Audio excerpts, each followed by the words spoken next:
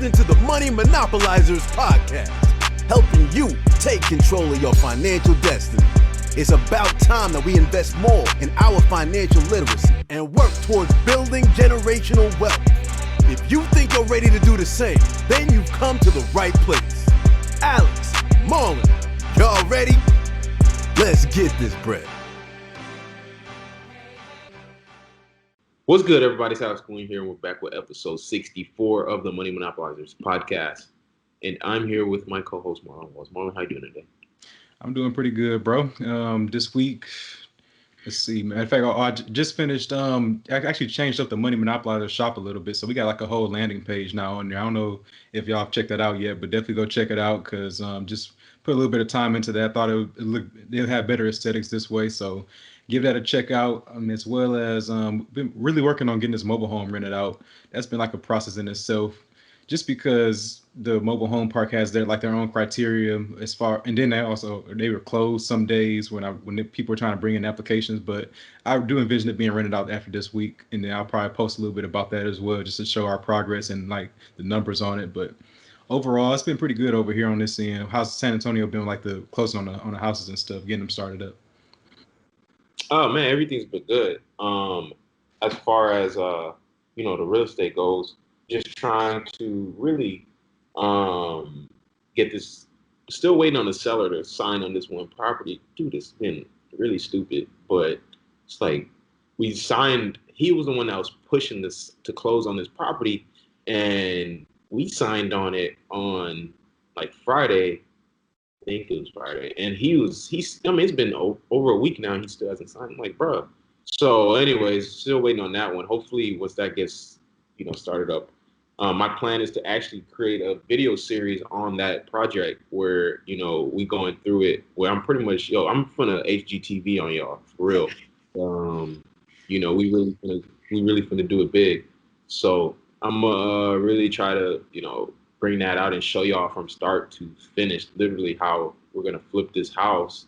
It's gonna be a $90,000 rehab, literally from the beginning to the end. I'm gonna show y'all a demo, show y'all, the reframing, everything, the numbers on it, how we found the deal, checking the comps, everything on it. I'm gonna do a whole, HGTV joint on it. So y'all be on the lookout for that. It'll probably be like 3 or 4 episodes. I ain't gonna do that often, but just because it's gonna be, a lot of effort to kind of put that all together. I might even just hire someone to edit it because that's gonna be a big project. So it's I'm excited though about getting this project started. So hopefully we get that up and running. But yeah, man, other than that, everything else has been going good.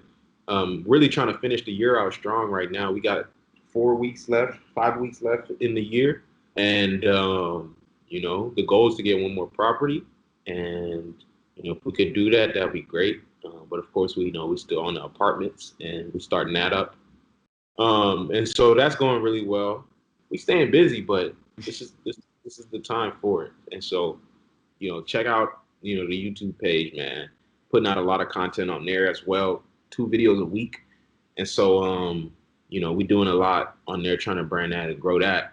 I know we want to keep on extending this invitation out to anybody who may be interested in investing with us with the apartment buildings next year. If y'all are interested in in being a part-time, being an investor with us, definitely reach out to us through our Money Monopolizers page on Instagram, Twitter, Facebook. Yeah.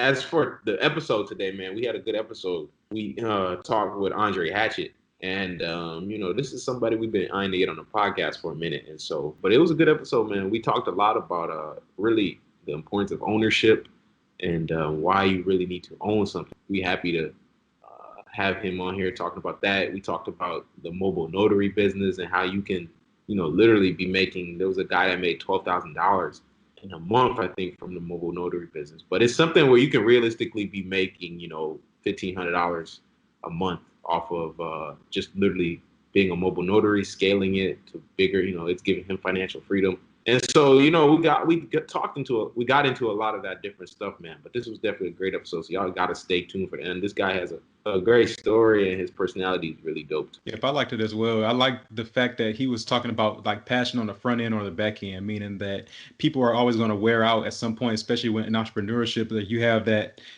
moment when you're first starting a business where it's like it's like a new thing, it's like the shiny new object syndrome or whatever, where you getting into it and it's like really glamorous and you're really excited about it. But what do you do when that time comes where you're not even passionate about it anymore? So do you have a passion in the front when you're first starting, or are you thinking about the passion on the back end, like what you're going to get out of it because you're doing this business day by day, just doing the things that you don't want to do? I think that's like it's a big critical factor in your success. It's always being able to think about the grand scheme of things and what you hope to obtain out of something versus just starting it or just enjoying it just because you're starting it. Yes, sir. Let's get into it. What's good, Andre? How you doing? Doing great, guys. How you guys feeling? We're doing really good, man. We actually are really glad to have you on here. I know we've been going back and forth a little bit with your virtual assistant. We actually had her on the show a while back. Lisa, a big shout out to her, but we're really excited to get into your story. As we do with every guest, we like to really get into like their background story and really figure out like how they got to where they are today. So can you like give us a brief background of like how you were growing up with money, what your household was like and things like that? Yeah. So I grew up Jamaican heritage, grew up in New York. I always kind of had that hustle, drive, entrepreneurial gift in me, shovel snow when it snowed. I remember one day, I think we all got hypothermia and we went inside, had some hot chocolate, went back outside and shoveled more snow. Sold candy in school, lemonade, washed cars, like all that good stuff, right? I just always kind of craved financial independence. Grew up two-parent household.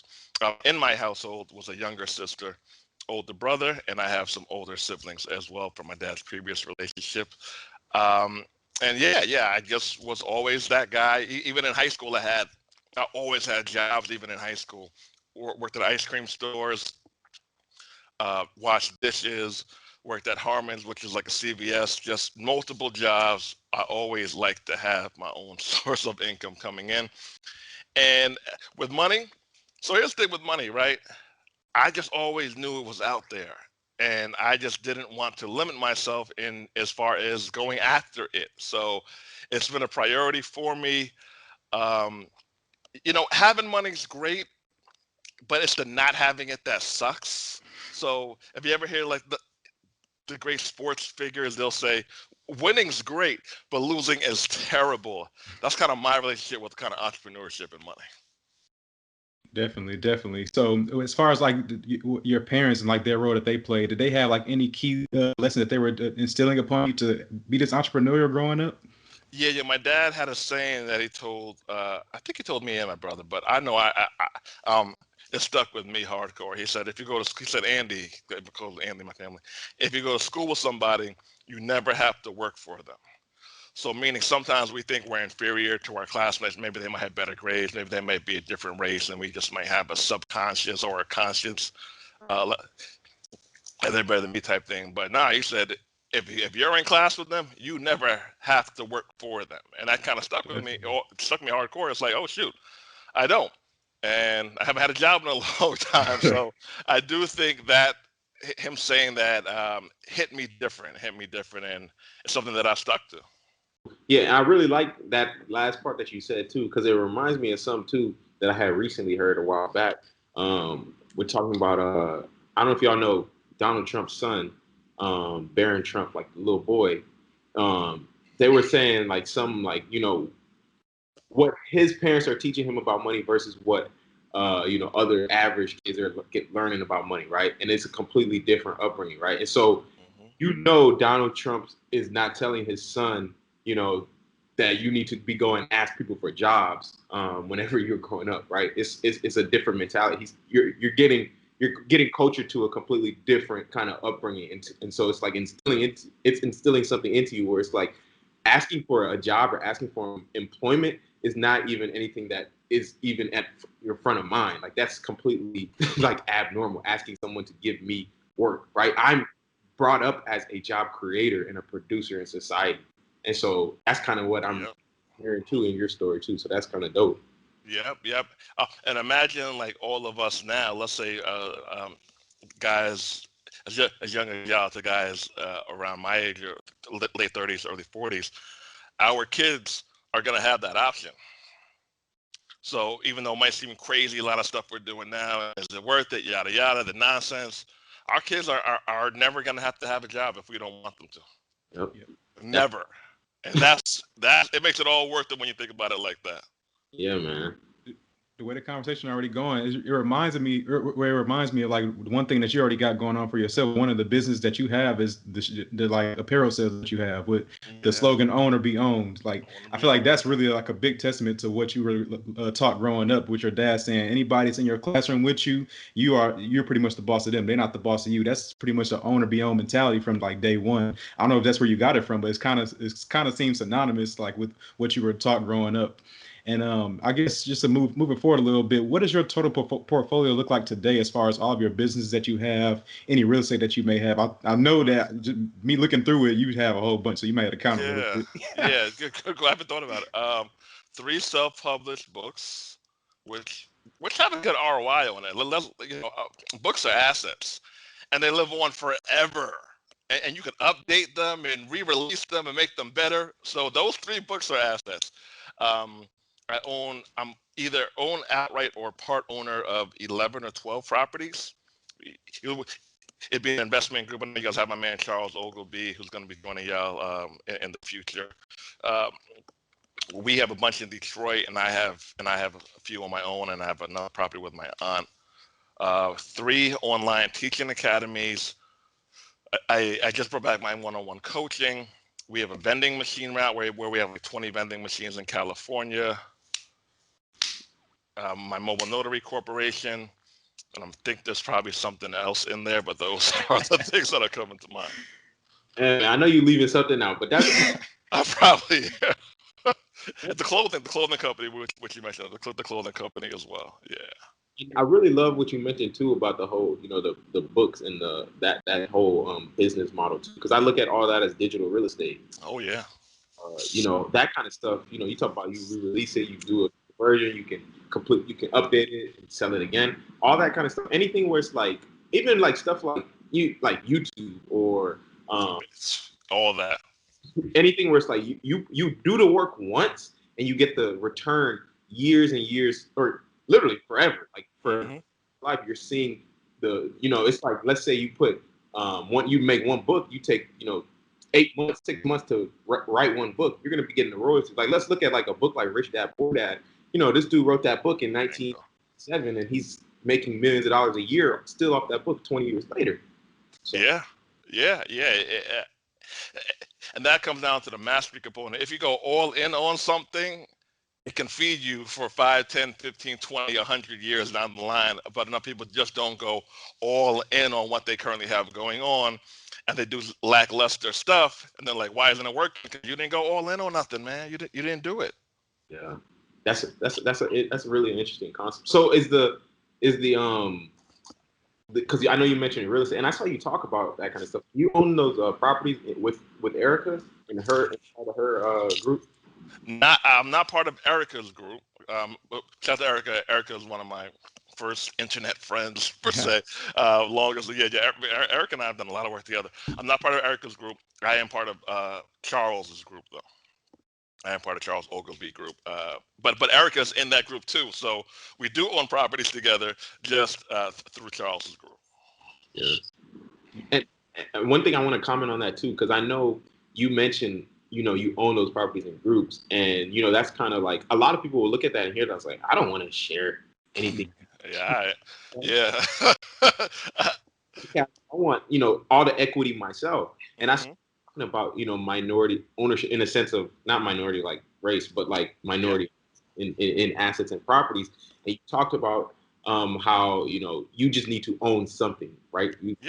That's the mentality it has to be in. And I think of that too, like, even with what we're trying to do now with buying apartment complexes, in the next few years, we want to offer people the opportunity to, obviously, if we're syndicating them, we're going to be bringing in passive investors. And a lot of people will look at that as like, I don't want to own 5% of a building. But what people don't understand is that especially with real estate too, it's like you get all the benefits of owning real estate, the appreciation, the tax benefits, the equity, all that stuff. Even if you own a small percentage. And so can you kind of talk about like why people should, not look at having a minority ownership as a bad thing? Yeah, doing all the work for all your ventures, it sounds maybe like strong alpha. It's not stupid.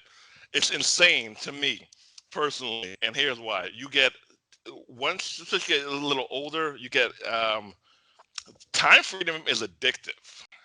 Oh Not yeah. having to work physically for every dollar you earn and be able to be anywhere on the beach, in a at your WeWork office on the couch with your nieces, like, oh shoot, like I don't have to physically work for every dollar I earn. And when you own and control everything, you're the head honcho per se. You kind of do. So for me, so I was looking to break down yesterday. So on some assets, oh yeah, and we own a mobile barbershop too, which is pretty. One of the assets, it might be 5.17% of that house, right? So let's say the rent is 700, 5% of that, 5, 10, 15, 20, 25, like $40 or so on that, but that's 5% and the equity, which we got the house for 11,000. Now it's worth like 40,000. So I'm already up equity wise and the rental income wise, but I don't have to do anything personally for that. I'm not a property manager on that property. That's not my thing. My thing is I invest the money and I'm a passive investor. But that's just one. But 5% of that, 10% of that, 20% of that, 10, 10, 5, 7, or you got 100 eventually, and you don't have to physically do it yourself. And I have some stuff that I have my own. So I do have that sense of my own thing going on as well. But I know that everyone on the internet is rich nowadays, but it's not always easy to come up with 10, 20, 30, $40,000 for your own thing. Some people got it like that. I haven't always had it like that. So I had to do some stuff with other people to elevate my portfolio, to elevate my status. And I am fine with that. I am fine with that. Even said this interview, I didn't set it up with y'all. Y'all are great people, but I just don't have the time or the space mentally to handle every aspect of my life. So I have people who do a great job at that, and they do that. I don't need to run everything in my. I don't want to. Let me put that. I don't want to run every aspect of my life. Some aspects I want to be passive, and it works for me, man. Don't sleep on joint ventures with good, honest people. Do not sleep on them. I know 100% sounds great. Full control sounds great. But when you really start to scale, you'll see that you might not want all that control. Yeah, that's really a difference in mentality because a lot of people, like you said, want to have all that control or want to say I think it's just like a stigma about saying I own all of it that people just they gravitate toward it so much. But that really stunts their growth in a way because they're pretty much, you're going to be limited by how much time you have in a day. Because I think DeAndre McDonald had posted something a while back saying when you beg for multiple streams of income, but now you have multiple streams of work. I was like, yeah, that's very true because that's cold. Yep. If you are like the sole runner of each and every each and every stream of income that you have, you will definitely be pretty much working yourself from the time you wake up to the time you go to bed, and that's a fact. Just because you have to put attention towards every single aspect that's bringing you income per month. So by being able to diversify and have somebody else running it, like you said, joint venturing, and getting 5% here, 10% here, 20% here, I think that really can make the passive income still come in, but it's just like I said, passive. So don't sleep on it, man. A little bit here, a little bit there adds up. You're looking like, oh shoot, like I'm doing some cool things here. So don't sleep on it. Yeah. So as far as like multiple streams though, because you sound like you have plenty of streams of income, like what is your thoughts on that? Because I know a lot of people, some people may have a perspective of saying, I need to focus on just real estate. I need to focus on just stocks, focus on just apparel business, clothing business. What's your perspective on like building multiple streams versus like focusing on one thing at a time? Yeah, so with the whole multiple stream conversation, one, I prefer to call it systems, right? Because it sounds more structured. And if it sounds more structured, hopefully people will take it more seriously. So if you have 7 self-employed ventures, so here's what's happening now, right? You start a tax business. It's been up and running a week. You got your logo, you got your LLC or INC website. It's up and running. A lot of people now, they're saying, okay, I started that. Now, 1 week after it started, I'm going to start a photography business. totally different wheelhouse, totally different, and it's self-employed. You have 3 brand new self-employed ventures you started in under 6 weeks. That's wrong. What you want to do is you want to start, master or semi-master it, then you move on to the next thing. Then you move on. Or you start things that you can scale, have people come in, hire them, or partner with them to grow it, then you move on. It's not about having the 7 systems, 7 streams things. It's when you're starting it, and what are you starting? You're starting jobs for yourself, and you aren't even mastering those jobs. Then you look around and you aren't making any progress, and you got, I have 5 businesses, but you are broke.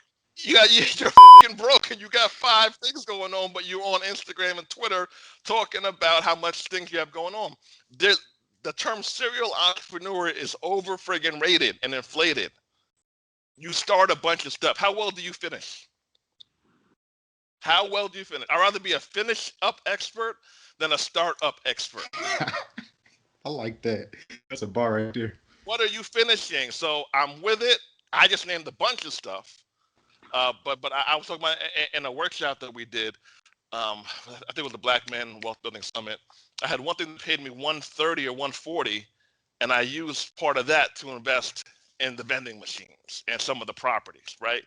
So I went all in on that, and I invested part of that money in passive systems, passive streams. So yeah, people are doing it wrong. People are doing it wrong, and slow down, master, then move on, and or joint venture with people who can help you scale it, then you move on. But no, 7 self-employed ventures will just make you tired and crazy and messy. You don't want to be messy. Sorry, it's it's something that needs to be talked about, and we aren't going into detail about that enough. Yeah, and one thing that I really like that you said, because you call it 7 systems, right? Or 7 ventures. One thing a lot of people don't recognize, because it's one thing if you've been studying one thing and you learn how to do it and you learn how to implement systems. Because once you learn how to implement those systems, now you can free yourself up to go do something else. But a lot of people, the thing that I always encourage people and I tell people is you need to learn how every aspect of your business works before you are giving it to someone else. That's in my opinion, that's how I feel like it should be approached. Because if I'm going to go hire a VA to run whatever, a cleaning business or my trucking business or whatever the case may be, and I'm telling her do this, this, and this, and something comes up and I haven't experienced it, and now she's going to be the one dealing with it, she's not going to as much, or that VA is not going to have as much commitment to solving the issue or solving the problem. In this, and it's not fair to them because you hire them, but you got to give them instructions. At least it's not fair to them. Yeah, and so that's what people need to recognize is learning how to do everything yourself, and then trying to scale off of that, right? Because you have to build a foundation at some point. I mean, you can't. People are trying to, let me just build this house without the foundation. I'm going to just put the walls up and then, okay, these walls are up. Let me go start building this other house. So here's with the whole system conversation, right? Here's what people don't build them because it's boring and expensive. And there's no guaranteed ROI on them. I have an email marketing consultant to onboard her. I think it cost $2,000, right? I was like, damn, but I was trying to do ClickFunnels myself and lead pages and all these things, and I was like, I ain't got it. I ain't got it. So I hired her. So there's no guarantee on that. And she said there's no guarantee, but based on my experience, and she's phenomenal. I pay her a monthly retainer to do my email marketing. So long process. She had to change. I'm an entrepreneur now. She had to get my old contacts and upload them and passwords. It was long and a lot and boring and expensive. That's why most people won't do it, because success is boring, systems are boring, but if you go through the boring stuff long enough and deep enough, you'll be free. A lot of people like entrepreneurship because of the new high. It's like if you're dating someone new, you got that new dating high, you're excited, yada, yada, you got the new car, the car smells good. But entrepreneurship, people quit and start new ventures once they get bored a lot of times. They get bored because success is boring, and they hit a roadblock. They hit a roadblock every single time on their journey. Usually, it's the same roadblock, and the roadblock is when they get bored. Like, oh, this isn't fun anymore. I thought it was supposed to be passion. If you have passion, you and working down your life. That bullshit that people tell people on the internet. No. You got to fight your way through it. Acknowledge it, embrace it, call it what it is, and you got to fight your way through it. I think that's super big right there, because I was already thinking, like, what is the way to overcome that factor? Because that's it's coming at some point for a lot of people. It's coming. Like, yeah. you're not going to have the same energy or enthusiasm that you had when you first said, I'm gonna start this business. Oh, But I was trying to figure out, like, how do you overcome that peak? Because once you hit it, you're at a crossroads where you say, okay, I'm gonna go do something else, or I'm gonna fight through it and continue on this path and building this business like I said I was going to do when I first started. So I guess it's really just about training your mind to first recognize that you're at this crossroad yet again, and then saying, it's going to happen. I'm here, and I need to choose this other road and continue moving forward on it, because this is what I said I wanted to do. Be an adult. Be a damn adult. Yeah. We're not kids who are able to just throw away our toys and get new toys. Like, you got to be a fucking adult. You just got to boss the fuck up. Like, I'm an adult. I got to fight through this. I'm going to be an organized, disciplined, focused entrepreneur, and I'm going to bring people in and teach them the systems, but you got to fight through it. Yeah, and I think too, that reminds me of something too with, there's like that whole that mentality, or that saying that goes, because I think of it like this. Like, there's the passion, and then there's like the self-discipline that you can use to rely on, right? And the passion is like an emotional thing. There's a lot of passionate entrepreneurs. Like, I'm in the mood for this. I'm feeling good. Let's get it. Let's go. And you're feeling like that in the beginning. But then, like you said, it gets boring. It's like, okay. And so now what do you have to rely on? At that point, that's when you have to rely on the self-discipline. And do not have self-discipline, because a lot of people come from you. And I mean, I look at it like, you get your self-discipline from some aspect of your life, and you transfer it somewhere else. Like, for me, I know I got it from, playing football growing up. You had to be in the weight room every single day. That was the self-discipline that we developed. But so now I transfer that into business and entrepreneurship, that doing things you don't want to do because you have to do them. That's the biggest thing that people need to get into that mindset of. Mm-hmm. That's what people have pay. That's what people pay coaches, mentors, and consultants, and personal trainers. Kobe, R.I.P. Kobe, he had one. Him and Jordan had the same one. Dwayne Wade, same guy. Like these people are great at what they do, right? They pay someone to help them stay there and get there. The top entrepreneurs, Erica Williams was on there. Erica Williams spent 50 fucking bands on conferences, workshops, and coaching. I don't know if it was this year or the year before that. 50 bands. Conferences, coaching, consultants. But it paid off. Yeah.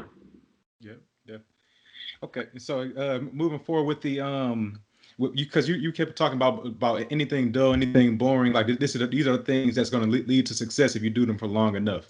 And it really reminded me of when you were talking. Well, if the book I read, which is The Millionaire Next Door, and by Thomas J. Stanley. What I think you really done with your entire business model is that you've built a niche around like all these dull normal businesses. So that's what he talks about. It's like dull normal businesses are what most millionaires are like taking heed to.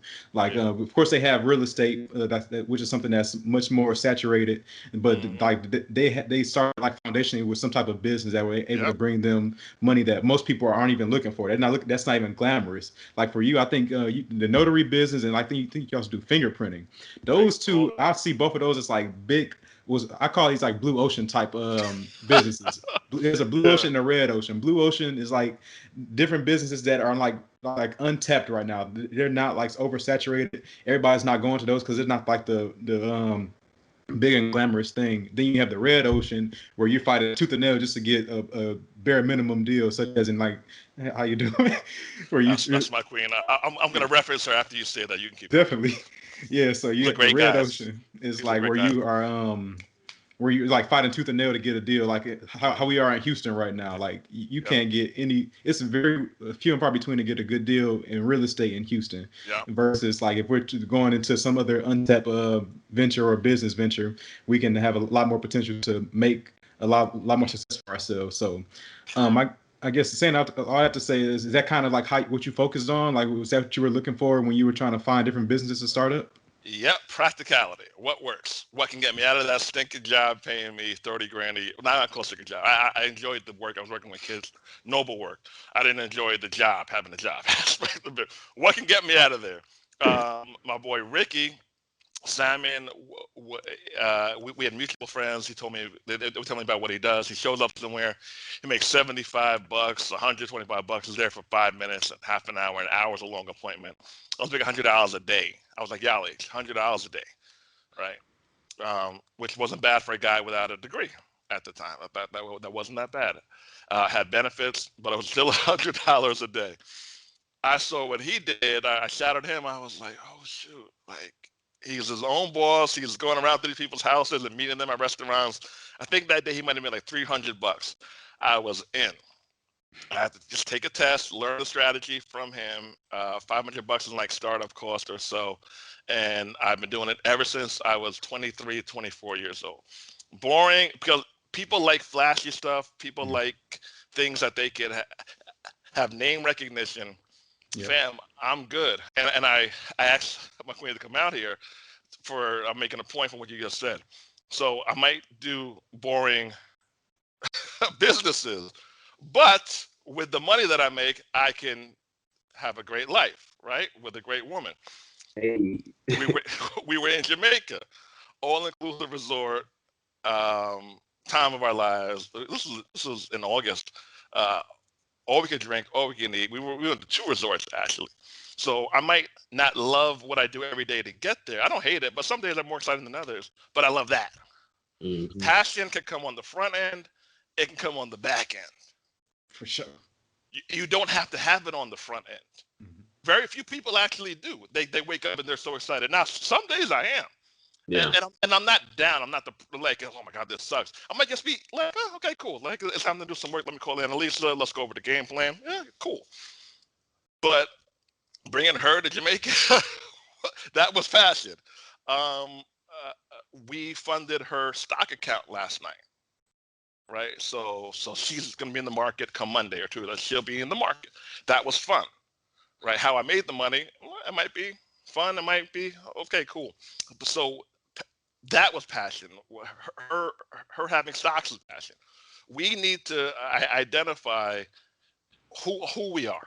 Some people, hope they don't kill me, the artist and creative crowd, sometimes they got to tailor that passion a little bit and get someone in their life to help them structure what they're doing. I speak to a lot of people who label themselves as artists and creatives who are just free, going for it, but they're broke as hell because they never structured their life. It's all about the art. Does that have to be all about the art? Can be about the art 70% of the time and the structure the other percentage of the time. So yeah, man, that's my business model, is what pays me consistently that I can master and or outsource. So I've been doing the mobile notary business since I was 23, 24 years old. I've gotten paid every month since I had my stamp. First day I had my stamp, I did the job for it took me 15 minutes. I got made $47. First day I got it. I've been making money ever since. And I also knew that I could make $50, not even 50, well, on average, like $100 an appointment at that time, up to like 300. I could do it in the evenings, do it in weekends, and I knew that I could hire somebody to work for me. So I can get a guy to call me for $200 for a closing or whatever. I can find someone else to do it for $100 or $125. So I'm able to make $75 or $100 from being the middleman. Yep. Times that, times 5, that's $500 a day. Let's even go lower than that, $250 a day. 250 times 5, we got a whole different life going on. So I knew the potential with it. I knew that it was I knew it was overlooked because people were laughing at me. People were laughing at me. They were laughing at my fucking idea and my business, but I had a stack full of pay stubs from title companies, law firms, escrow companies, and PayPal. So I laugh all you want. And at first it bothered me, but I was talking to a guy at church. His name is Charles. And he was like, Dre, you made $800 Saturday, 600 Friday. Let them laugh at your business. Let them laugh at it. I was like, oh, shoot, yeah, you're right. So we need to be careful about, do we want recognition or do we want money? That's big. But now I got all the recognition I want. It just took a while. Yeah. Now what I did became sexy. I made it sexy. Mhm. So yeah, long rant about. I love that too because, well, okay, I want to dive into the notary business here in a minute, just to kind of, hear some more about that. But one thing that you just mentioned that I really love, because I was just listening to the, y'all know Eric Thomas and Jamal King, they Yeah. Success podcast, and I was just listening to an episode yesterday, and one thing they talked about on there was, it kind of goes back to what we were just talking about with the passionate entrepreneur kind of thing. But one thing they talked about was, a lot of people want the recognition more than they want that true freedom and the money. It's insane. there's I know. there's probably, and I would venture to bet if you took, most people will lie and say they want the money, but if you deep down, many people, there's a lot of people out there where if you ask them, would you rather have the $100,000 that's it's like consistent, or let's say this, $100,000, and everybody's gonna know that you got 100,000, right? Everybody's gonna see like, oh, you got the vacations, the cars, the this kind of stuff. Or would you rather have the $1 million where nobody knows that you have the $1 million, right? Yep. You were just, you have, nobody can ever know. You have to, just be modest, live a modest life. If you have the $1 million, you can't put it on IG, all that kind of stuff. Nobody don't have the money that you have this money. And I would venture to bet there's a lot of people out there, especially in this day and age, that will pick the former. Yeah. They pick that $100,000 because to them they need that approval from other people. That's like, hey, you are doing it. They need the gratification, The validation. Yeah. And so when you said that, I was like, man, that is real. Especially because this notary business is like, man, who the heck is thinking about a notary? When I first seen you doing this, I was like, what the hell? I got that all the time for years. You don't get it. Years I got that same thing. People saying, what the hell you do? Oh, you're a notary? You just stamp stuff? I'm like, all right, cool. I just stamp stuff. Okay.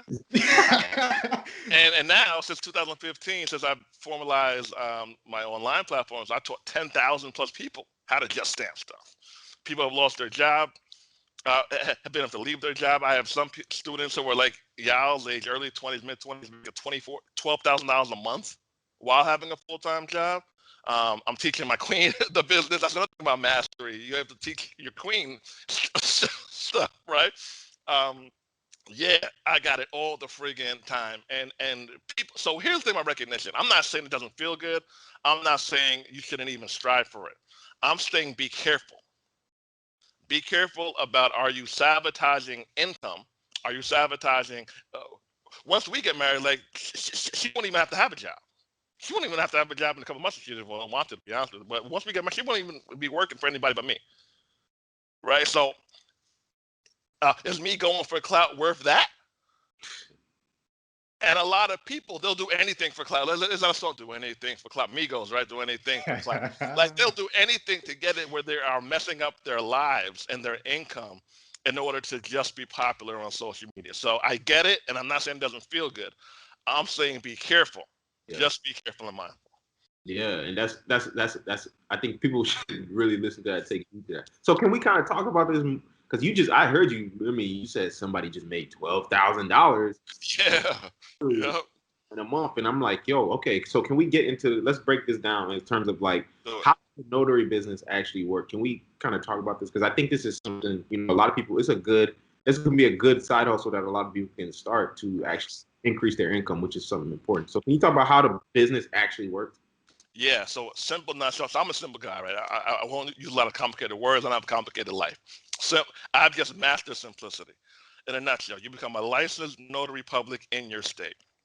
So me, I'm licensed currently in New York and New Jersey, soon to be a couple other states. So I can physically notarize documents, aka be self-employed in those states. People who hire us, they either need us or want us. that they would rather be convenienced rather than be inconvenienced. We would charge them low end 50, $75, usually looking around 100, 125, maybe even 200, 250, depending on types of documents. Perform the service for them at their house, their office, nursing home, hospital, wherever they're located. They pay us, we out. Scaling it is owning a signing service. That's where I still get the call, or maybe Annalisa gets the call. We find someone to do. We charge the client. Let's go with $200.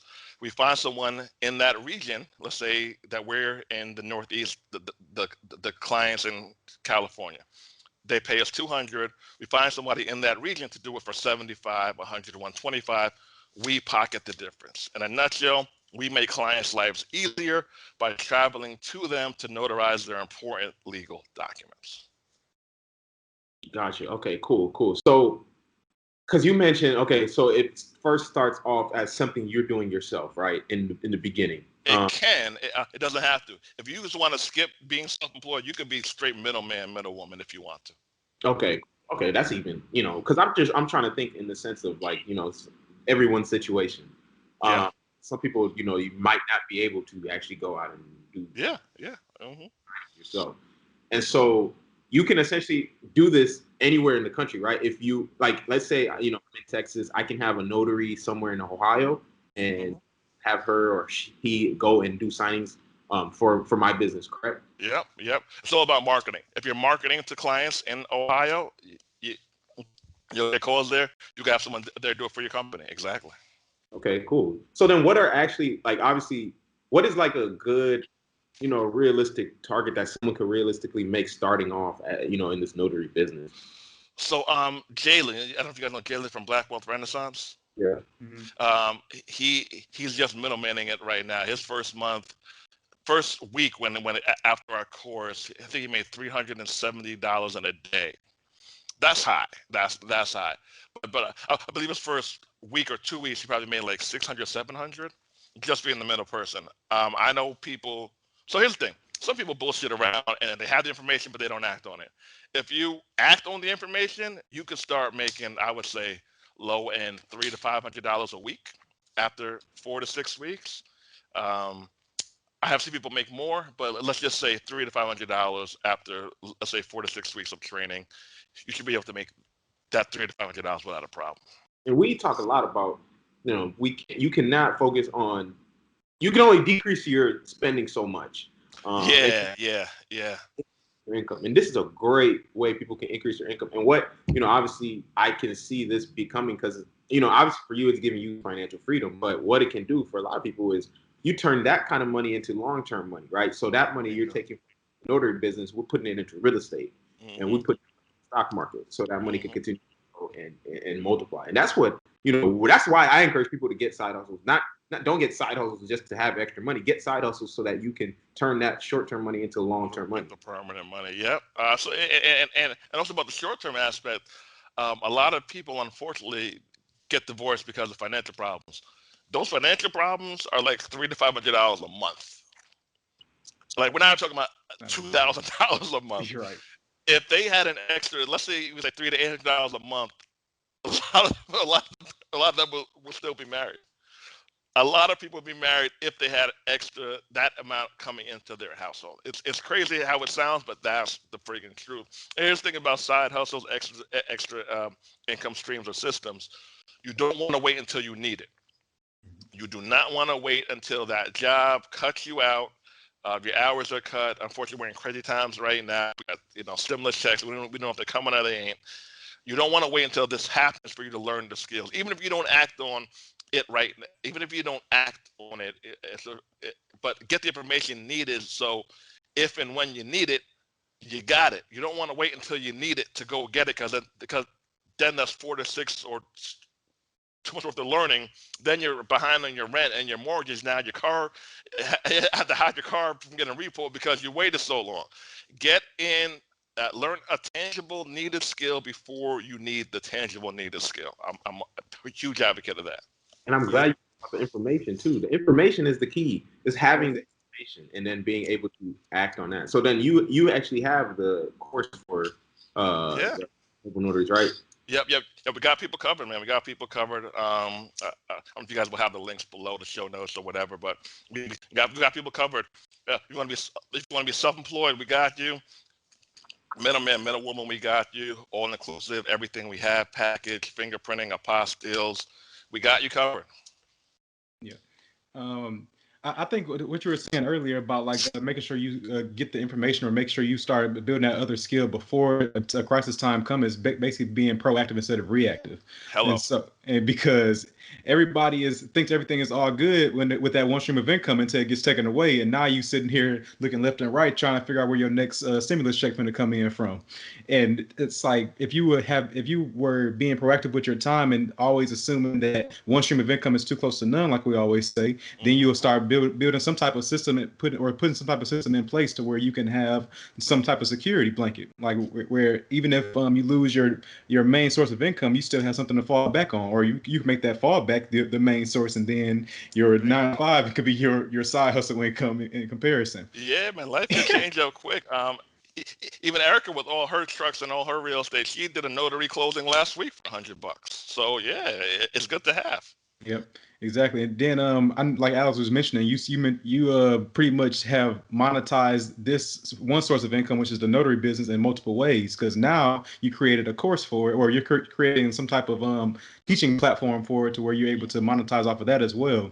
And I think that's a big advantage of going into that blue ocean business, like I was talking about earlier, because if you're the only person that's doing something that's that nobody else is doing, you become the expert in that field. Like, people are going to go to you for that information of learning how to start that business or how to get into that business, because the information isn't readily available. If you look for something like real estate, you can find that in 5,000 different places right now. Very so popular, yeah. It's not going to be as lucrative of a course as it would be for somebody that's starting a mobile notary course, talking about how to start a mobile notary business. So that's just so when that one stream of income turned into 2 for you, if you write a book on it, that's 3 sources, 10. And you just keep on. Like 10. We got like 10 classes now. That's exactly. And that's the beauty of going into that blue ocean business. But let's give them the whole truth though. If you do go into the blue ocean, remember you're gonna be the ones. You're gonna have to take those hits yourself for a minute. Yeah. Take all the information and learn it all on your own. There's no blueprint yet. Sure. Like, you are the blueprint. Your mistakes and the things that you get knocked down, you are gonna be the blueprint. So you have to be ready, to absorb those kind of things. Embrace it. Just embrace it. Life is so much easier when you embrace the bullshit. When you just prepare yourself mentally for it. It's coming. I've read The Secret. I watched the documentary. I get it. Positive thinking. I listen to affirmations not every day, but damn near it. You got to have that space that you leave just for the nonsense, because it helps you handle it better. My bad. One thing you talked about was, I think I saw it on Twitter. You were saying to be happy, acknowledging, your progress with something. Yeah. And glorifying the result, right? And so essentially you're saying, focusing on the formula and not on the feelings that you get from the result. So, obviously the reason I want to talk about this is because I know a lot of the people that we listen to, it's like, you're on social media. I mean, a lot of people that listen to us, you're on social media, you kind of see the stuff people are doing. Like, man, they got this going on, they got this going on. How come I don't have this? Blah, blah, blah. I've been doing this wrong. It's not paying off yet. And so can you kind of talk to that in terms of like why, people should focus on that, finding beauty in the process of being great, as opposed to, always trying to necessarily focus on what the end result and that feeling you get. Yeah, you do it. You focus on your growth and the fact you haven't gave up and your action, because it can be very depressing if you don't. In a nutshell, you've been working on this for 6 months. You see someone on Instagram, you don't know what they put in, you don't know the marketing dollars they put in, you don't know the bankruptcy they've been through, right? Which I've been through in the past. Like you just see the now. You see the core sales now, you see testimonials now, and you're like, damn, he's doing this, she's doing that, and I'm stuck here. And it could be literally depressing. And it could get you down so much that you haven't seen how far you come. So one of my regrets is I just didn't appreciate the progress I made. I thought I was older than I was. I was I'm like, damn, 27. I haven't done this. I'm 28. Meanwhile, I had 2 cribs. Company was out of the full-time workforce, and I'm here pissed off of that I didn't achieve this. Now, I do think being pissed off has an advantage to an extent, right? Being ticked off with yourself has an advantage, but it can kill your quality of life if it goes too far. So Yeah. I think there's a balance in there where you acknowledge your growth, acknowledge your progress, but you are still ticked off enough to where you have a fire underneath your belt.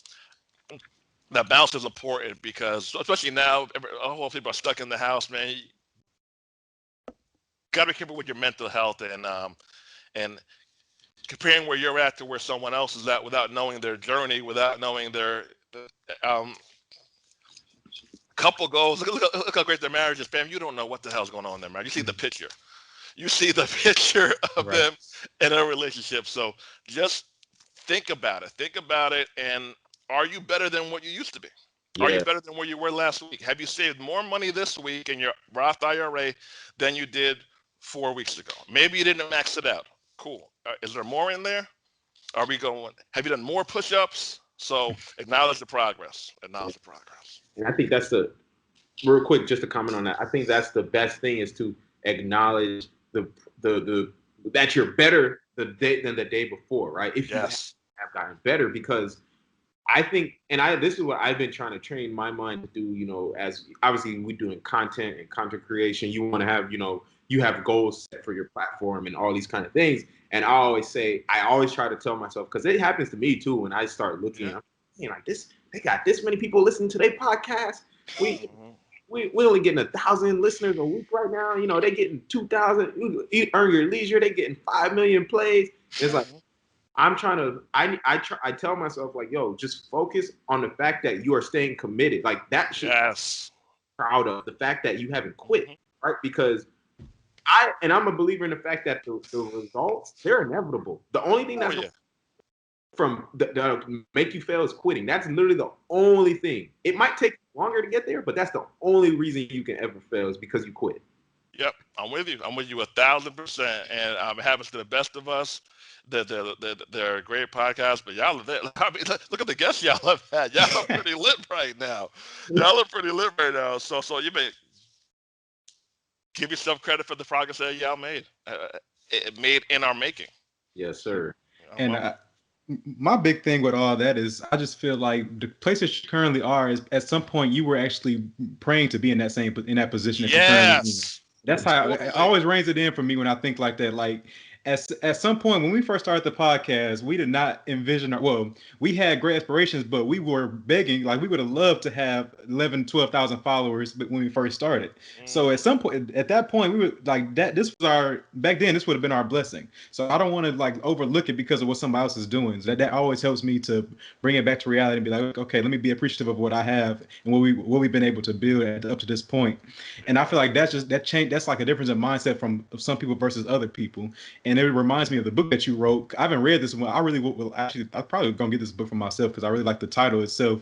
10 Habits of Underachievers. Yeah. And I feel like it may highlight some of these tactics or these antics that people go through, or that they like these qualities that they have that don't allow them to really excel in these areas such as that other people may be able to excel in. So I don't know if you want to go into it a little bit. Like, what are some habits that you were able to point out? Because I'm pretty sure that it's common between all different types of people that you've interviewed to figure these out.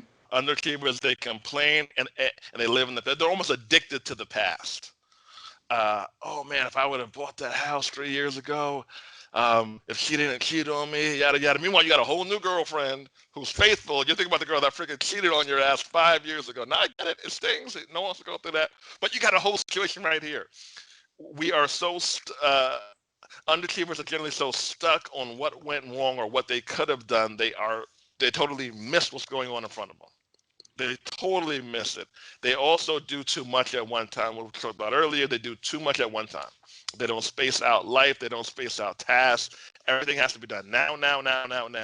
And those are two things that they have in common. But yeah, I wrote that book kind of a self-motivator and a gut check. Now, I don't think everyone has to be like us, right? Like y'all got a bunch of properties. I got stuff going on. Not everyone has to be like us, and that's totally fine. If you're okay with it. If you're okay with just even kill life, man, rock out. I know people, they go to Applebee's every Friday after work with their work friends, and they have a good life. They have the same drink. They might go on vacation once a year, and they're chilling. Yeah. Like, I ain't got to worry about it. I got benefits. I ain't doing none of that stuff. I don't knock it. If you're okay with it. Yeah. Now, if you're bothered by your even killness, I want you to change it. If you're okay with it, I want you to rock out. But I wrote the book because I want you to just have an accurate self-assessment of what you're doing and or not doing. And I want to give you some steps in order to help you get to that next level for yourself. Yeah, but that's gonna be like my $1 million question is how do you go about changing somebody's mentality that is an underachiever? Because I know some myself, and I would love to be able to change them in the same way. Maybe I need to read the book to figure it out for myself to help somebody else. Well, the book's going to help, but I'll tell you this: it's going to be very hard to change your family members and your childhood friends.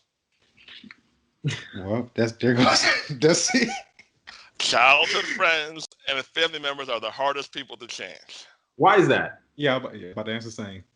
They see us. Maybe I've been drunk and threw up before. I don't know. Maybe I have. Maybe I did a couple times. Maybe they look at me as the guy that got drunk and threw up at the Christmas party or the summer cookout, and they can't get the image out of their head for me being an up-and-coming real estate developer because they saw me in that light. Maybe because they've known me for so long, how dare I change? How dare I get these thoughts? How dare you? Like, who are you? I'm a new nigga. That's who the I'm a new nigga. I'm fucking new. I'm a brand new. I got a new mind. It's hard for them to look at us like that. They're just stuck on the old us. There you go. That's what I was about to hit on too, because you said earlier that they live in the past. I feel like that may be something right there, is that they're living in how things used to be, and they don't want to differentiate from that particular aspect of life. Like they see you, they think of what it was like when we were 7, 8, 9, 15 years old. Now they don't want to graduate to where you are currently today. Man, I got more done with people I've met on the internet who I've never met in real life, or maybe just have met. I just met Charles in real life 2-3 months ago. Man, we've done podcasts together, workshops. He taught on one of my platforms. We made a lot of money together. Done a lot, vending machines, houses, barbershops. We just met 3 months ago online. Now, if I had waited to somebody I grew up with for me to, it happens. The best way to motivate childhood friends and family members is your progress. Give them a book, and you go out there and win. Help them when they're ready, but you don't wait on them. Right. Don't wait on them. You find new people to work with. They're out there. Just find them. Don't wait on them. And don't feel guilty either. Don't feel guilty about that. It's called survivor's remorse, where we feel guilty about leaving people behind, but they could have came. Yeah. They could come now. They don't want to, and that's fine. Get new people. That's it. And that's real too, because people will try to, especially one thing I know is that, if you grow up with someone and y'all come up in the same place, same location, and then you kind of get out of that situation or you get better for yourself, whatever, y'all could even great. But if you still grow up and you still get out of that situation, they're gonna be like, what the heck? How did you get out? You got out, but I didn't get out. What did you do differently than me? And so now it's kind of like a sense of dry hating. Yeah. That's why I'm so big on leaving your hometown too, even for a little while. I'm a huge advocate of leaving your hometown. There's something, I'm generalizing, so bear with it, but there's something about mediocrity and being in your home, never leaving your hometown, that kind of goes together. I am generalizing. It's not 100% of the time, but I think you know what I'm talking about. Oh man, come on! I just had a whole tweet on that exact thing, talking about that's like the fastest way to level up, because you just pretty much narrow your focus. You have all new spheres of influence around you, and it just allows you just to start really focus, like zoning in on what you need to accomplish in life. So both me and Alex are in different places than where we've currently started off at. So we definitely feel you on that one. Yeah, and that's huge. That is what everybody. I think it's not even a question. That's what you need to do. Like. Yeah. What are you holding on to? The city you grew up to in high school, bro. Get out of there. Get out of there. If people talking about high school memories, I'm like, middle school, fam. We're talking about middle school. Like, I get it, but that was a long time ago. Time is moving, bro. Don't get stuck in the past. Oh man, get the hell out of there. Get the fuck out of there, honestly. Leave. Go on weekend trips if you can't afford to leave. Like just open up your brain. Just get out. Yes, man. For sure. Cool. So what we want to do before we kind of wrap up, we want to go through the Fast Five. So this is where we'll pretty much just ask you 5 questions, and you have to answer them in 10 seconds. 10 seconds. All right, let's do it. Yeah. So first question: what does success mean to you? Being able to live where I want to live and work where I want to work, and my wife not having to work for another man. Full out control. I like that. I like that last piece. Nice. Okay. Question number 2. What's your favorite money or business book? Money or business book? The Wealth Choice by Dr. Dennis Kimbrough. Hey, I read that book. That book is cold. That boy, man, Dr. Kimbrough is cold. That's a cold man right there, man. Yes, sir. Him and Dr. Frazier. Yep. Mm-hmm. Cool. So third question: would you rather have $1,000 a week for life or $1 million today, and why?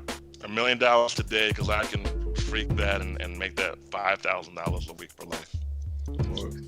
No question about it. Answer that without hesitation. I like it. Yeah. Question number 4. If you could go back and change anything about your journey, what would it be? I would have never sold my stocks or cashed out my Roth IRA. Be loaded. How long ago? I did it a few times. One time was to buy a house, so it wasn't that bad. But I had Amazon, Home Depot, like a bunch of cheap stuff. Back. I'm 38 now, so I'm like 20s, early 20s. Yeah, I would have kept those things. For sure. Cool. So last question: where can people find out more about you? They can find more about me. YouTube. I have a YouTube channel. I have a podcast too, which I want to get you guys on, called the Hatchett's Way Podcast. You guys have the links below for the courses, and my Instagram page is my name, Andre Hatchett. Cool, man. This was dope. One of the episodes that we have had, man. I love it. Own or be owned, y'all. Yeah. Y'all better, go ahead, get the mobile notary course, get the merch, check him out on YouTube, follow him on IG, man. This man got a ton of knowledge and he's giving it out. So, if you do not want your wife working for another man, tap in. Yes, sir. But yeah, this is dope, man. I appreciate you coming on here. Appreciate it, guys. It was a pleasure. It was a great work. Happy for you guys. Thank you. Cool. Well, that's it for this episode of the Money Monopolizers podcast. New episodes will be released every Thursday and will be available on Apple Podcasts, Spotify, and YouTube. Y'all just search Money Monopolizers wherever you listen to podcasts. We hope you learned something of value today. If you did, we'd appreciate it if you rated us 5 stars and left us a review on Apple Podcasts. You can find out more info about us on Twitter at The Monopolizers, on IG at Money Monopolizers. Be sure to check out the YouTube page as well. We post informative content on there that'll keep you engaged, so check that out and share those posts. But until then, we out of here. You've been listening to the Money Monopolizers podcast, helping you take control of your financial destiny. To learn more about how you can be in control of your money, visit moneymonopolizers.com. We'll catch you next time when Alex and Marlon share more personal finance and wealth creation tips with you. Now it's time to take action.